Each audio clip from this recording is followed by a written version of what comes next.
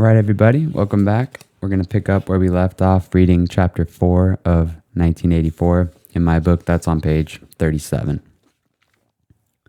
So Winston's working at the Ministry of Truth, or Mini True, and this is the first time we get a chance to see what that's like, what his actual work experience is like.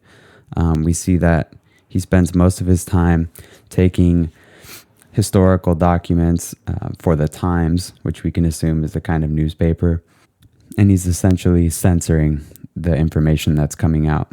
Now, there's a great irony here, a great example of doublespeak, because the term memory holes means exactly the opposite of what it should mean if we use standard definitions. So a memory hole, you would think you put something in it and it remembers it for you. In fact, it does the opposite. You put some data in the memory hole and it completely destroys it. So that's the essence of doublespeak right there, where a word essentially means exactly the opposite of what it should. So Winston's working at the Ministry of Truth, essentially censoring, redacting, or as he is calling it, rectifying, which again is another example of doublespeak, because to rectify means to fix, to make something right. And so he's going back and rectifying Big Brother's predictions. So for example, if Big Brother predicts we're going to have a great victory in the war front with Eurasia, but let's say in truth, something happens, they suffer casualties. Well, now Winston has to go back and rectify that, meaning he's got to make Big Brother's incorrect predictions seem true. So it's lying.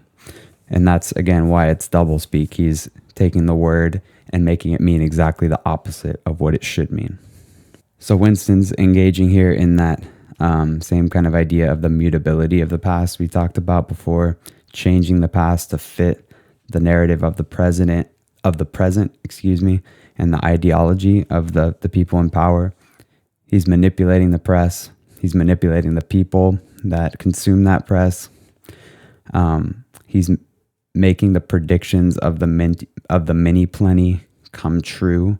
So if the mini plenty says, "Hey, we're gonna have 1,000 boots this quarter," and it turns out they only produced 200, he goes back to the prediction and makes it say, "Oh, we're only gonna have 50 boots." So when they produce 200, it seems like, wow, they produced 4 times as many boots as they said they would. That's amazing. So the biggest thing about this kind of rectification, or, lying, erasing the past, censoring the truth, is that it eliminates the possibility of critique and accountability for the people in power. Because, if you can't factually look and say, "Hey, wait, you said you were going to make 200 boots, but you only made 50, that's a failure. But you can't hold those people accountable if you don't have the hard information to refer back to. And so it's taking away the people's ability to critique and hold the leadership accountable for their failures. This is a tangent, but again, I'm trying to show you guys how to make connections while you're reading to anything in your life outside the text. This kind of reminds me of the importance of how we have a voting record for, our elected officials. When our officials vote for something, that is written down, and it's kept in a record so that we can go back and look at every single bill that every member of Congress, every member of the Senate has ever voted on, so that we can hold them accountable and say, "Hey, now you're saying you're against this war, but 4 years ago you voted for this war." A war is just one example, but that is meant to be the idea of a voting record, so that we can actually hold the people accountable to the people they're meant to represent. So this kind of censorship that Winston engages in applies to every kind of literature or documentation which might conceivably hold any political or ideological significance. So that's literature, poetry, history, anything that could have an ideological significance. And this is what Winston's worried about in previous chapters, where if he dies, does the whole history of the past die with him, because there will be no record of what actually happened. So going back to the mini plenty, the statistics of the mini plenty were a complete fabrication. and had no connection to the real world whatsoever. It was all just manipulation in the press. So I have an example for you in my book. It's on page 41, and it's referring back to the example I gave before with the Mini Plenty and their production of boots. And this is a direct reference to what was actually happening in the Soviet Union with their sort of quota system for their production. And they suffered the same issue with boots. So Orwell is clearly commenting on that. Obviously, you can imagine that being a Russian soldier and fighting, in the very, very difficult and challenging winters that could, be below zero, without boots would be a terrible thing. And many soldiers did have to go into war without the proper equipment. If you went into war in the summertime, then you had summer clothes and you stayed that way. So here we go. Here's the quote on page 41. For example, the Ministry of Plenty's forecast had estimated the output of boots for the quarter at 145 million pairs. The actual output was given as 62 million. Winston, however, in rewriting the forecast, marked the figure down to 57 million, so as to allow for the usual claim that the quota had been overfilled.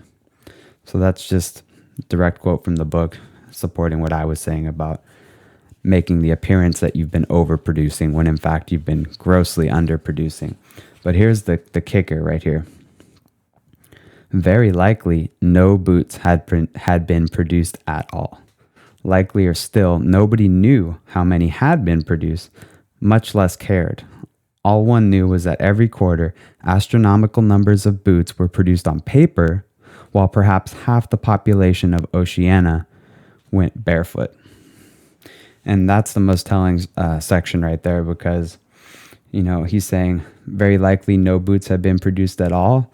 That's possible, but I'm guessing there were boots produced. But the second statement is even more gross, right? The fact that boots had been produced, but nobody cared how many had been produced. So the people whose authority it was to create those boots, they weren't counting. They weren't effective at counting. As long as they put down on paper that they had overproduced, then they weren't going to, receive oversight from any other authority. So as long as on paper it said they were overproducing, they were doing their job. So what's the incentive to actually produce and actually meticulously count all the boots, right? So it's this general apathetic work style, this kind of lack of incentive in doing a good job that actually harms the people of Oceania. And the proof is in the pudding, so to speak, right? Winston can look out and see, how come half the people are barefoot when we produced, supposedly way more boots than we need? All right, so continuing on, Winston notices a lady who works erasing people's names who have been vaporized. And so remember that vaporization is when you are removed from the society, whether you're killed or exiled. And not only is your physical body removed, but any record that you ever existed is removed along with that, so that nobody can ask, where did you go, or question what happened to you. And so the lady who's working at erasing people's names, Winston recalls that her husband was vaporized only a couple years earlier. And so, this is driving home that point that people can participate in a system that has even so negatively affected them, right? That this lady's own husband has been taken and murdered, and that she is not, starting a revolution. She is not rising up against Big Brother. She is still complicit, because what other options does she have? She doesn't have a lot of choice. And so this is how, these fascistic, these regimes, kind of grind people down and keep them there. So my kind of observation on that was that it's striking how many people work to destroy truth and history, and so few of us or them are capable of actually resisting because of the personal toll that it can take, whether it's to your family or to yourself. Winston finally makes a reference to the proletariat rather than just the proles. And so I thought I would just do a quick, let's see if I can do it in less than a minute, recap of the basics of Marxism. This is something that we'll go over in person more so that I can answer questions. But here's the basic idea. Marxist ideology is essentially, it's generated by Karl Marx, a German man. But really, I think the historical context is key, that this is centered right around like the Industrial Revolution. What Marx saw was a conflict between the workers and the owners of production. And so what I mean by that is, let's say you have a factory. The factory was owned by, let's say, one person, right? And that would be the owner of the means of production.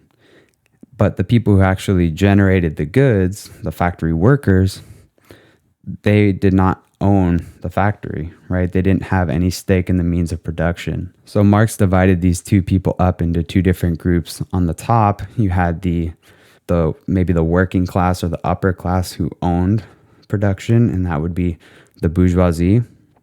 And then below them were the workers, and they were called the proletariat. And there's conflict between them. And this is Marx's conflict theory.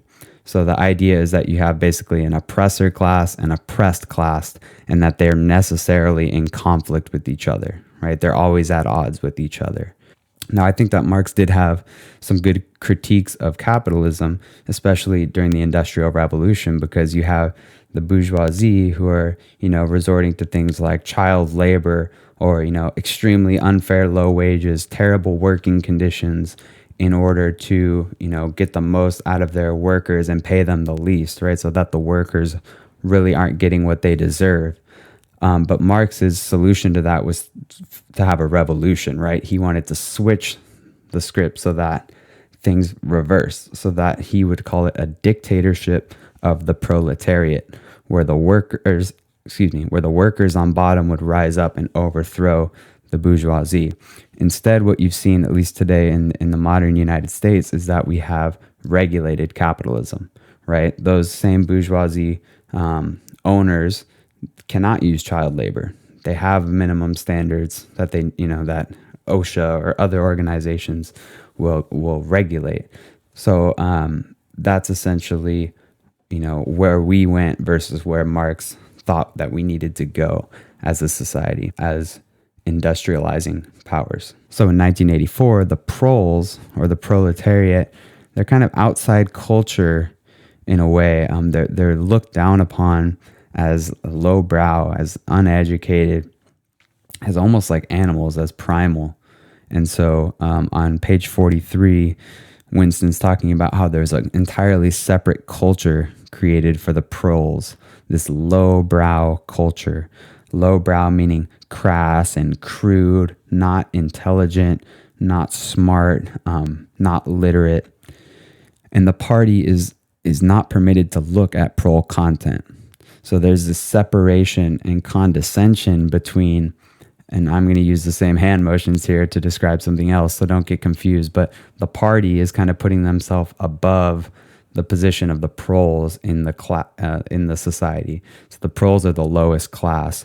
And in order to kind of keep the proles in their position, they create a culture, they create consumption goods like media and things like that for the proles, which they consider to be lowbrow, and the party isn't permitted to look at them because of fear that it would spoil them. So I want to hear what you guys think about this setup between sort of a highbrow culture or an elite status versus a lower class status and lower class culture.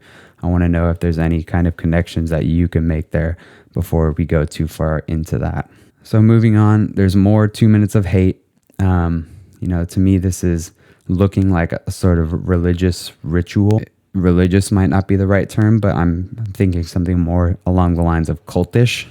And so I want to look at how cults are formed and how people are indoctrinated into cults. And if you have any thoughts or comments or connections on how cults and cult ideology works, how people are inculcated into cults, and how this might relate to 1984, please let me know. Something interesting about Winston, even though he's taking part in basically the degradation of himself, right, by censoring history, he has pride in his work. He has pride in the fact that there are parts of his work that are challenging, right? That he has problems that he has to solve, that he has to use his creative mind to problem solve. and that it's not easy. And to me, this is a part of human nature, and that's something that we can debate and discuss. That's something we will debate and discuss is there a human nature? How much of our lives are determined by something like a human nature, and how much of it is all just programmed by society or constructed? But I do believe that there is some aspect of human nature which, thrives or craves problem solving, craves being able to use creativity, implement creativity, face a challenge and overcome it. I think that's led to our, survival throughout human history. So it's just something interesting to note that even though he despises Big Brother and is, he feels like he's caught up in a system he can't escape, he does have pride in the difficult aspects of his work and how he's able to overcome that. Now, there's a great comparison between Newspeak and Oldspeak on page 44. I hope you'll take a chance to look at that if you have a copy of the book. I'll just read it to you really quick, but basically this is just a cool way to notice how Orwell has really taken great efforts to make this book feel authentic by basically creating his own language. Now, it's not, it's not the rigor of maybe like a Tolkien's, Elven language or something that's a completely new language, but you can see how some definite effort went into this and how it makes sense in its own way, even though it is a reduction and destruction of language. So in some ways it's derivative. So here we go. And in Newspeak, Winston receives this order. Times 3.12.83, reporting BB, day order, double plus ungood, refs, unpersons, rewrite, full wise, up sub, anti-filing. In Oldspeak or in standard English, this might be rendered, the reporting of Big Brother's order for the day in the Times of December 3rd, 1983 is extremely unsatisfactory and makes references to non-existent persons. Rewrite it in full and submit your draft to higher authority before filing. So there you can start to see how, Orwell is making use of a lot of prefixes and suffixes and stripping down nouns and verbs to more basic forms. For example, rather than saying extremely unsatisfactory, we have double plus ungood, which is something that Syme is going to pick up on next chapter. That's a character you haven't met yet, so don't freak out if you don't understand that yet. Getting to one of the most important parts of this chapter, guys, and to wrap it up. At the bottom of page 44, Winston notes how trials rarely occurred. Trials as in courts, as in, a chance for you to defend yourself, to have due process under the law. He says that only some show trials occurred, and that was more so in the Great Purges. And more commonly, people simply disappeared without acknowledgement. And so this is something I really want to connect directly to the Gulag Archipelago, or what happened in the Soviet Union during their Great Purges. We can see show trials in other places occurring, and I'm actually going to show you some other evidence in more contemporary times. But first, I want to read you a couple of sections out of the Gulag Archipelago just to show you the direct connection here between what Orwell's prophesizing in 1984. Again, he's written this in 1949, so a lot of this has already happened in the Soviet Union, but continues to happen. And so he's not making this stuff up. This stuff actually happened, and there's evidence for it. Along with the idea of show trials, meaning a trial that's just for the public to feel like, oh, there was due process, but really behind it all, the verdict has already been determined. You're already guilty, and there's nothing you can do about it. So it's for show. It's a play. It's an act. On top of that, we see how people were forced to confess of things they never did. Gulag Archipelago, nice fat book.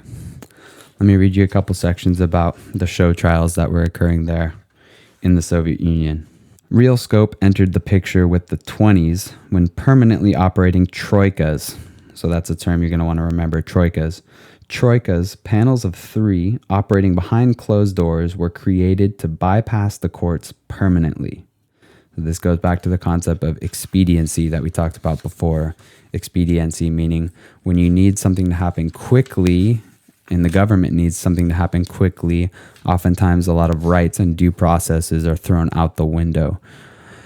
So the Troika was even more frightening than a revolutionary tribunal. It set itself even further apart, muffled itself up, locked itself in a separate room, and soon concealed the names of its members. Solzhenitsyn continues, "Please forgive us, reader. We have once more gone astray with the rightest opportunism, this concept of guilt and of the guilty or innocent." So he's saying, whoa, even to say the word guilty, that's being optimistic, because we got rid of those concepts a long time ago in the Soviet Union. It doesn't matter if you're guilty or innocent. Those concepts mean nothing. He continues, "It has, after all, been explained to us that the heart of the matter is not personal guilt, but social danger. One can imprison an innocent person if he is socially hostile. In the 1926 code, according to which, my good fellow, we lived for 25 years and more, was itself criticized for an impermissible bourgeois approach, for an insufficiently class-conscious approach, and for some kind of bourgeois weighing of punishments in relation to the gravity of what had been committed." So he's saying that the Soviet Union considered guilty and innocent, and the idea that the more severe a crime you commit, the more severe of a sentence you get, that was a bourgeois approach that needed to be gotten rid of. However, it would not be a miracle if we should learn someday that there were never any sessions and that there were only a staff of experienced typists composing extracts from non-existent records of proceedings and one general administrator who directed the typists. As for the typists, there were certainly typists, that we can guarantee. So this is a direct parallel to what Winston's job is, right? Solzhenitsyn is saying here that, a lot of this stuff may have never happened, but at the very least, there were people typing up these fake records to make it appear that it did. And Winston is directly engaged in that with his creation of the Ogilvy character. Up to 1924, the authority of the Troika was limited to sentences of 3 years maximum. So 24, that's very close after the revolutions of 1918. From 1924 on, they move up to 5 years of camp. From 1937 on, so the beginning of World War II, the OSO could turn out 10 ruble bills, which was a 10-year sentence. After 1948, so by the end of World War II, and again, this is for their own people, not for war criminals, this is for citizens of the Soviet Union. After 1948, they could rivet a quarter, 25 years on you. And we already talked about the quarter. The quarter is a 25-year sentence. That was the usual high-end sentence for these courts, but it was very common. And there are people, Chevdarov, for example, who know that during the war years, the OSO even sentenced prisoners to execution by shooting. Nothing unusual about this. Nothing unusual at all. The OSO was nowhere mentioned in either the Constitution or the Code. However, it turned out to be the most convenient kind of hamburger machine, easy to operate, undemanding, and requiring no legal lubrication. So that's expediency, guys. There was no laws that needed to be followed in these show trials. They were a hamburger machine. It was easy to push in a bunch of people who you wanted to get rid of, slap a mass sentence on 100 people at a time, say you're all guilty of, for example, anti-Soviet agitation, or you were a socially harmful element, or you were a socially dangerous element, or you had a member of a family who was convicted, and that was enough to sentence you to one of these terms. The OSO enjoyed another important advantage in that its penalty could not be appealed. There was nowhere to appeal to. There was no appeals jurisdiction above it and no jurisdiction beneath it. And there were all kinds of methods of torture employed to make sure that people would sign forced confessions to things that they never did. And we can go into that more later. But this is just a quick reminder that Orwell is drawing on actual historical events to inform his writing. And I think we'll have to do a whole episode on the Code and Article 58, just so you guys can get a taste for what were these charges that were being What were people being charged with that it was reasonable for them to receive a 25-year sentence or execution? And we'll leave that for another time. So we did a lot of background on chapter 4 there, connections to outside of the text. So I'm going to put some links in the description and we'll pick up on chapter 5.